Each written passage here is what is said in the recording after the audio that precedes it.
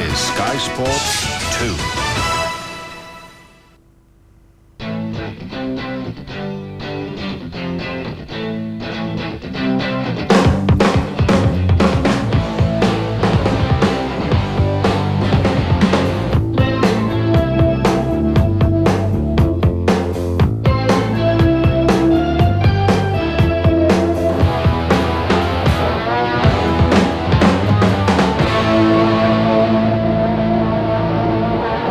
Welcome to Santa Pod in England for the Easter Thunderball Round 1 of the Budweiser Drag Race Series for 1995 and the season opener for the European Top Alcohol Championship.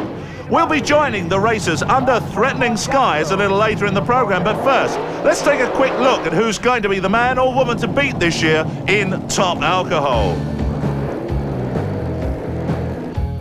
Last year's champion was Anita Michaela from Finland. She led the championship all through the year and still holds the European record with a 5.95 second run at 230 miles per hour. Here's one of the highlights from last year's championship, the final at Hockenheim, Germany.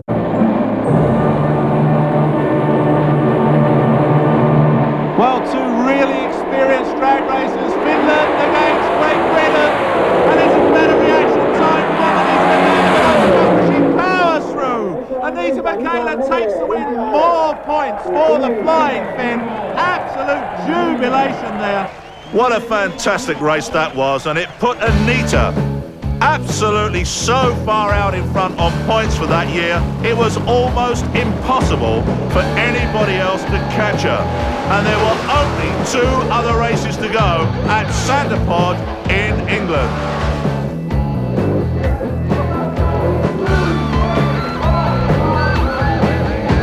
Number two man behind Anita Michaela was the former champion Michael Kagaran from Sweden.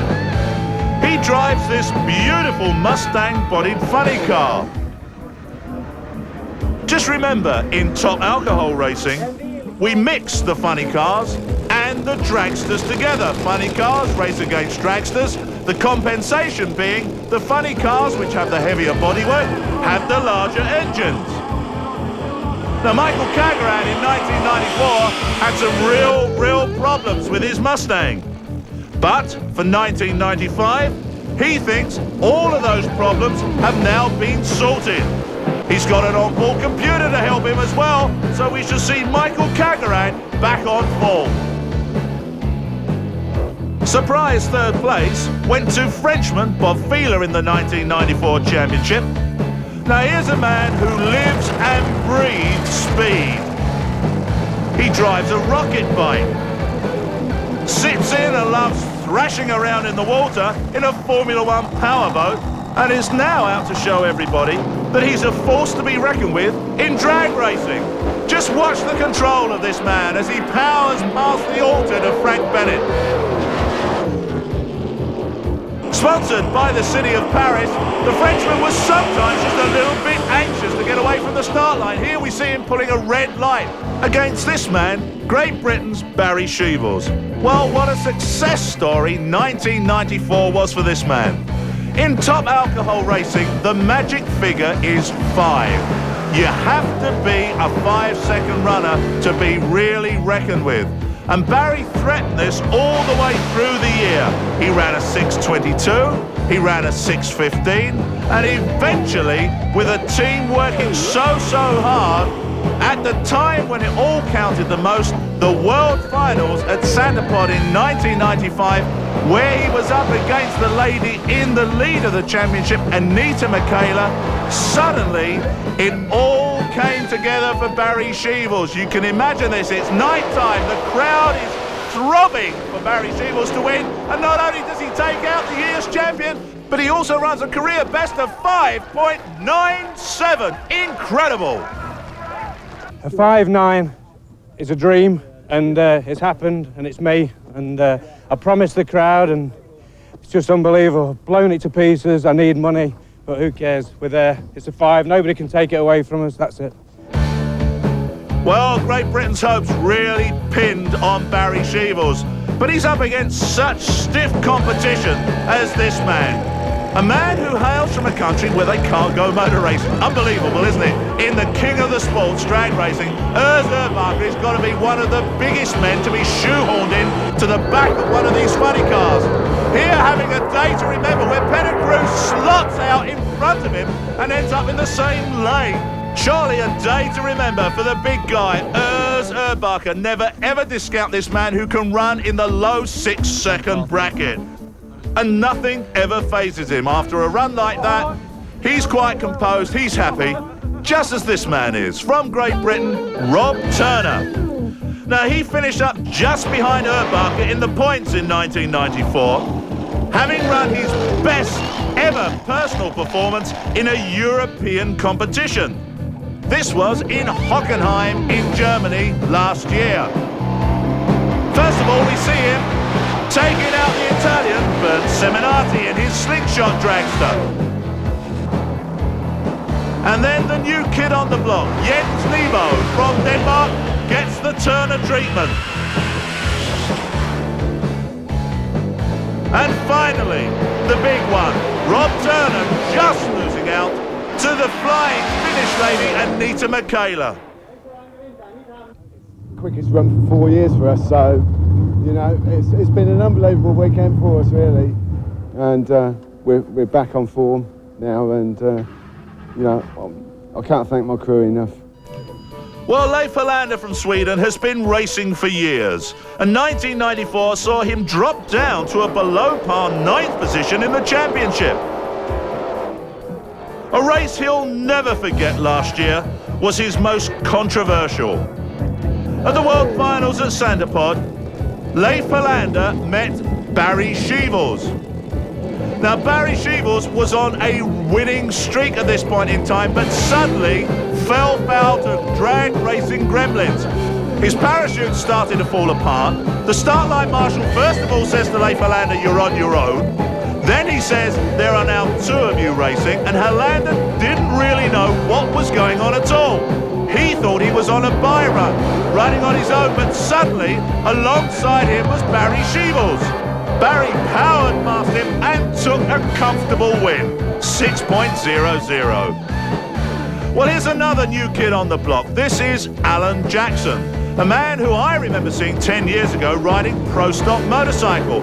And suddenly, here he is, one of the top British competitors, making a very good job of it as well in alcohol funny car. Well, that's all the top alcohol racers covered.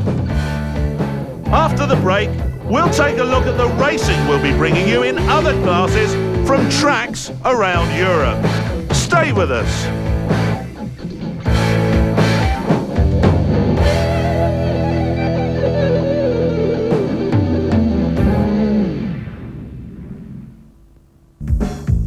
Back to Santa Pod, England for the Easter Thunderball, where we're just about to launch into the first round of European top alcohol. But first of all, let's have a look at some of the other explosive classes we'll be featuring in 1995. First of all, Top Fuel. Now, it's called Top Fuel because it uses the most explosive of all the drag racing fuels. It's nitromethane. And this is a type of thing that happens when things go wrong inside that engine. Even parachutes come off, tyres disintegrate, and it becomes a nightmare. But these are the quickest, the kings of the sport. These cars quite capable of running down into the low 5-second brackets at speeds coming up to 300 miles an hour. And they look so good at night.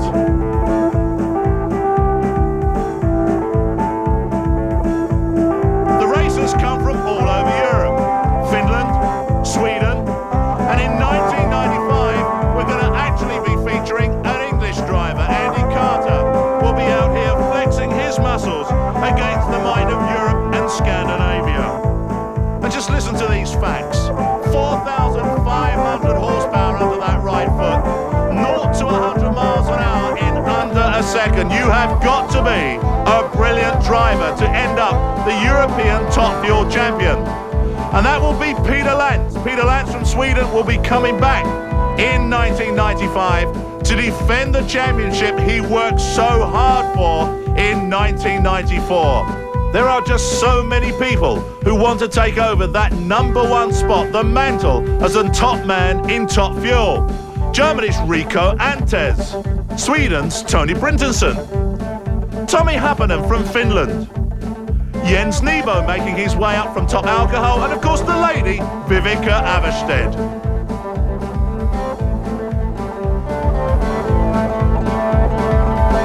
We move on to Top Fuel Funny Car, the wildest of all the dragsters. Short wheelbase, 4,500 horsepower engine, and the ability to stun a crowd into silence and then to get them up on their feet again cheering. These are the incredible machines. The drivers sit behind the engines. You have a Top Fuel engine, you sit behind it, and you get up to speeds like this. Harlan Thompson there with his Budweiser car. Stefan Johnson with his Vauxhall Calibra. And how about this? The Hot Rod from Hell. And Britain's #1, the man that so many hopes are pinned on in 1994 to recapture the Cannonball Funny Car trophy, the Showtime driver, John Spuffard. And how would you like to be sitting behind the engine when that happens to it? The explosive capability of these machines, incredible. Hot stuff. These are outlaw Anglias. The 1940s Fords, built and designed in America for people to drive in Great Britain, now showing us that they can run the quarter mile at speeds up to 180 miles per hour, with the aerodynamic tendencies of a London transport bus. Onto two wheels, Top Fuel bikes. Now these are the two-wheel equivalents of the Top Fuel dragsters. Rockets in their own right. These machines can run the quarter mile in 6 seconds at 200 miles per hour. You wouldn't get me on one of these machines for all the money in the world. These are pro stock bikes, still looking very much like their road-going cousins. Bodywork, fiberglass replicas, but with highly tuned, normally aspirated engines. These can run the quarter mile in 7 seconds at 170 miles an hour. And to keep all that power on the ground, they have wheelie bars on the back to stop them flipping over. That also applies to competition bikes. These are the machines that do not fall into any other category in drag racing, and you get a real mix and match. Some have turbochargers, some have superchargers, some run with nitrous oxide, some have solid chassis, some have sprung chassis, but they're all radical and they're all very exciting. These are super street bikes. Kawasaki's, Suzuki's, they're all here, mix and match, running the quarter mile on treaded tyres. We'll be seeing all those and more as we go into the year's racing calendar. But first, let's get back to Santa Pod for the Easter Thunderball and the first round of European Top Alcohol. This pits Great Britain's Barry Sheevels against the flying Swede Leif Helander. Dragster against Funny Car.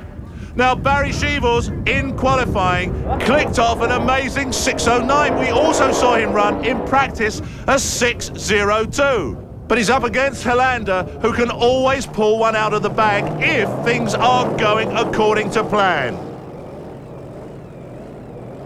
I know, Barry, we saw you qualify in amazing fashion yesterday, and in practice you did a 6:02 straight off the trailer, and it's been sitting there since that marvellous run of yours at the World Finals, so you just keep getting better and better, don't you? Yes, rebuild over winter and come out straight out of the trailer 6:02 is pretty impressive, bearing in mind we had decided to just do a launch and 60 foot, but it felt really good, so I just kept my foot in, and it could have been another 5, but we were just trying, really. Now, is this the first time you've been #1 qualifier in European competition? No, we were #1 qualifiers at the World Finals last year, and with the 5, the meeting we ran a 5, and this is my hat. This is a #1 qualifier's hat, and this has been around for 15 years. It was given to a Swedish guy, Björn Hardin, when he was #1 qualifier 15 years ago, and it passes around Europe, and every time there's a #1 qualifier, you get to wear the hat. So this is twice now. And it says what? You told me I can do anything. I can do anything. I think. That's what they've told me anyway. I'm not sure. Everyone in the pits is saying that you can. Yeah, well, I hope so. Now, who have you got in the first round? We've got Leif Hollander in the first round, and Leif is standing there. And no, Leif's an old competitor of ours. We've had some very good races against Leif, and at the World Finals meeting last year, we had a little bit of. It was the meeting where we couldn't get the parachutes. Leif kindly waited for me to come into stage, and I beat him. And yeah, it was a bit controversial that win. Very, very controversial, but we sorted it out amicably. But yeah, he's a great guy and good competitor. His car's not running as well as it should, and we're #1 qualifier. He's #8. And he's capable of running as quick as we are. So it's the toughest round anyone could have, I think. Now, you've raced Barry a lot of times. What's the best way to beat Barry now that he's got his car working in very fine order? I think after that happening last year, I think he expect me to psych him a little, but I'm not gonna do that. I just go in like a regular, and it's nothing. Nothing has happening. I think he don't expect that. I think he'd expect that I punish him a little. Well, now let's see if Leif Hollander will get Sheevels back for that race we saw last year. Or is he telling the truth and he will just come straight into stage? Well, it looks as though he is going to do that. Coming straight in, being directed to the start line here at Santa Pod. All of the start line is controlled by that Christmas tree in the centre of the track, which in turn powers a computer. Now Barry's expecting a real tough race from Leif Hollander, but Leif Hollander has problems. Barry Sheevels powers away on his own, takes a comfortable win there, not breaking anything at all, runs a 6.20, 217 miles per hour. Hey, the crowd are ecstatic with that. Britain's #1 is through into the next round. Here's our next pair coming through onto the track, the famous quarter-mile track here in Bedfordshire, Santa Pod Raceway. It's Big Mac, Kenny McCormack, now running with a different funny car body to the one he had on last year. We always expect to see Kenny in a Corvette. This looks as though it's a Nissan car. And he's up against Alan Jackson, the man everybody is picking to be a hot runner for 1995. What did he think his chances are on the first round of the year? You qualified 4th yesterday. Now, that's the highest position you've ever achieved, isn't it, in a European competition? Yes, that's right, yes. It's mainly due to the fact that at the end of last year I bought a new supercharger from Mert Littlefield, and it's really stepped the car up well. It's made a tremendous difference to it. Now, you're having blower problems like everyone else with this cold weather? Yes and no. It's not too bad. It doesn't really affect this blower that badly. My main problem with this car is getting it off the starting line without smoking the tyres. Now, you're up against Ken McCormack, who's come in as a alternate against out of Rob Turner because he's taken out because of his engine. Are you feeling confident in that race? Well, I raced Ken McCormack at the end of last year at Avon Park, and we broke the blower belt and he won. So I hope we can get past that jinx this time. Well, I wonder whether he will. The two British funny cars side by side here. The Chevrolet Beretta of Alan Jackson sitting there quite comfortably, but Kenny McCormack has really come on a storm, and you can see McCormack come out of the starting traps first, but Alan Jackson powers by him, takes the win, 6.86, 188 miles per hour. He really is doing well and coming on a storm. So our next pair come round underneath the tower, and it's the Frenchman, Bob Fieler, up against the man who's having a really good day here. This is the Rug Doctor. From Welwyn Garden City, Craig Lowe's in his dragster. Now Craig has suddenly got this machine working back down into the 6-second bracket at 200 miles an hour again. But he is up against the Frenchman, Bob Fieler, and Fieler can never ever be discounted. He qualified with a 6.11 and he is out to win. My car is I think it's very okay. The problem is the wind. Today, too much wind. I hope every competitor is okay after the run. I hope to win my first pass psychological, it's very important. Now, you're happy with the way the car's running? You haven't had any problems like the rest of the team seem to be having? No, it's okay. No problem. No problems at all? No, it's okay. We didn't have a very good year last year. We were a bit disappointed, but with the sponsors over the winter, we've managed to come up with enough new engine parts to put the engine back to more or less where it should be. And we ran a 698 yesterday, 202, which is the best time we've had for quite a long time, and we know there's still lots more in there. And having had a couple of runs on the car, we feel a little bit more confident. Stuart's very keen that we've got over 200 miles an hour again, which for a car of this weight means we're making some horsepower.